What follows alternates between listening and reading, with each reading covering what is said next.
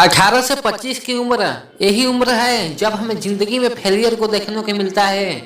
अगर आपको भी नौकरी नहीं मिल रही है या किसी परीक्षा में सफलता नहीं मिल रही या फिर 2 या 4 वर्ष मेहनत करने के बाद भी सफलता नहीं मिल रही, मैंने किसी को कहते सुना है भगवान ने हमें कुछ नहीं दिया, वो भी पैसे वालों का है। अगर तुम्हारे अंदर भी ऐसी कोई समस्या है तो इस वीडियो को अंत तक जरूर देखना। एक बार एक युवक को संघर्ष करते करते कई वर्ष बीत गए लेकिन उसे सफलता नहीं मिली। वह काफी निराश हो गया और नकारात्मक विचारों ने उसे घेर लिया। उसने इस कदर उम्मीद को खो दी कि उसने आत्महत्या करने का मन बना लिया। आत्महत्या करने के लिए वह जंगल में गया और वह आत्महत्या करने ही जा रहा था कि अचानक एक संत ने उसे देख लिया। संत ने उससे कहा, बच्चे क्या बात है, तुम इस घनघोर जंगल में क्या कर रहे हो? युवक ने जवाब दिया, मैं जीवन में संघर्ष करते करते थक गया हूँ और मैं आत्महत्या करके अपने बेकार जीवन को नष्ट करने आया हूँ। संत ने पूछा, तुम कितने दिनों से संघर्ष कर रहे हो? युवक ने कहा, मुझे 2 वर्ष के लगभग हो गए हैं। मुझे ना तो नौकरी मिली है और ना ही किसी परीक्षा में सफल हो सका हूँ। संत ने कहा, तुम्हें नौकरी भी मिल जाएगी और तुम सफल भी हो जाओगे। निराश न हो, कुछ दिन और प्रयास करो। युवक ने कहा, मैं किसी भी काम के योग्य नहीं हूँ, अब मुझे से कुछ नहीं होगा। जब संत ने देखा कि युवक बिल्कुल हिम्मत हार चुका है तो उन्होंने उसे एक कहानी सुनाई। एक बार एक बच्चे ने 2 पौधे लगाए, एक बांस का और दूसरा फर्न का। फर्न वाले पौधे में तो कुछ ही दिनों में पत्तियां निकल आई और फर्न का पौधा 1 साल में काफी बढ़ गया, पर बांस का पौधा साल भर में हुआ लेकिन बच्चा फिर भी निराश नहीं हुआ। दूसरे वर्ष में बांस के पौधे में कुछ नहीं हुआ लेकिन फर्न का पौधा और बढ़ गया। बच्चे ने फिर भी निराशा नहीं दिखाई। तीसरे और चौथे वर्ष भी बांस का पौधा वैसा ही रहा लेकिन फर्न का पौधा और बड़ा हो गया।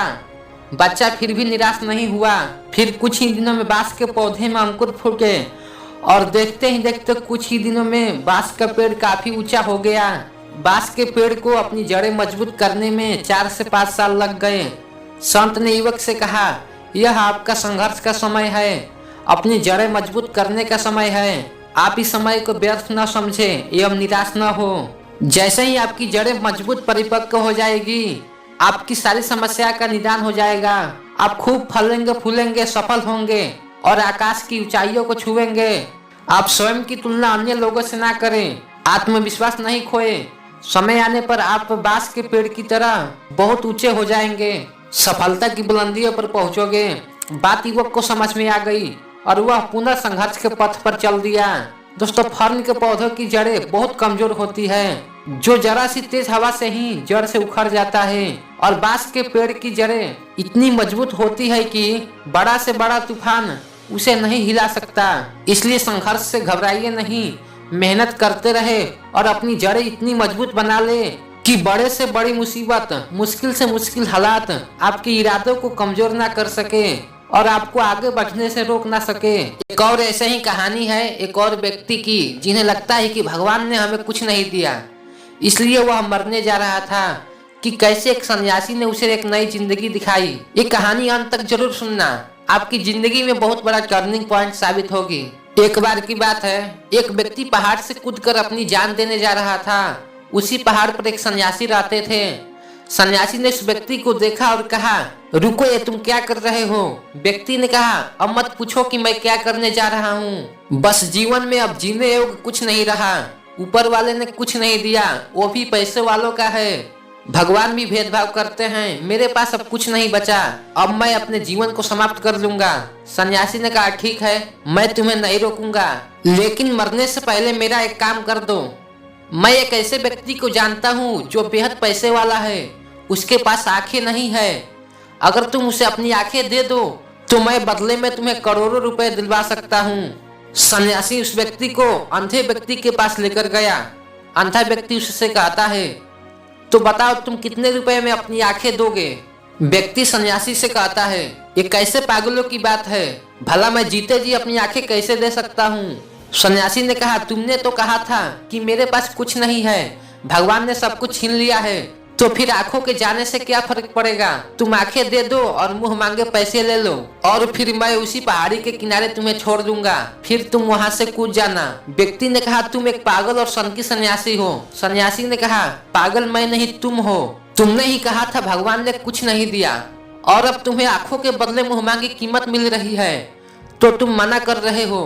व्यक्ति समझ जाता है कि सन्यासी उसे यहाँ क्यों लेकर आया है, और व्यक्ति को एहसास होता है कि उसने क्या गलती की। जिस आंखों को वो मुंह मांगी कीमत में भी न बेच पाया, उन कीमती आंखों के लिए उसने ईश्वर का धन्यवाद भी नहीं किया था। उसने भगवान से माफी मांगी और कहा, इतना अनमोल शरीर देने के लिए आपका शुक्रिया। क्या आपने कभी अपनी आंख, नाक, कान, मुंह, शरीर से प्यार किया है? क्यों भगवान ने इतना कीमती शरीर मुफ्त में जो दे दिया है, जो सुन नहीं सकता, बोल नहीं सकता, देख नहीं सकता और चल नहीं सकता, कभी उसे जानने की कोशिश करना। तुम्हें सब फ्री में मिला है, इसलिए कद्र नहीं है। किसी काम में फेल हो जाते हो, कोई धोखा दे देता है, कोई काम मन अनुसार नहीं होता, तो जीवन को व्यर्थ समझने लगते हो और गलत करने की सोचने लगते हो। भाड़ में जाए वे लोग जो तुम्हें समझ न सके, भाड़ में जाए दो कौड़ी की इच्छाएं जो पूरी न हो सकी। तुम्हें किसी परिस्थिति या लोगों से डरने या दबने की कोई जरूरत नहीं है। किसी व्यक्ति या परिस्थिति को इतना महत्व न दो कि तुम्हारी खुशी ही छीन ले। मरना एक दिन तय है, जहाँ हो जैसी परिस्थिति है वहीं से शुरुआत करो। बीते कल से एक सीख लो और उसके बारे में सोचना बंद करके आगे बढ़ो। तुम्हारी जिंदगी तुम खुद बदलोगे, दूसरा कोई नहीं। आशा करता हूँ कि आप इस वीडियो से बहुत कुछ सीखे होंगे, और कुछ भी कदम उठाने से पहले एक बार जरूर सोचना। इस वीडियो में इतना ही, मिलते हैं अगले वीडियो में। Bye bye.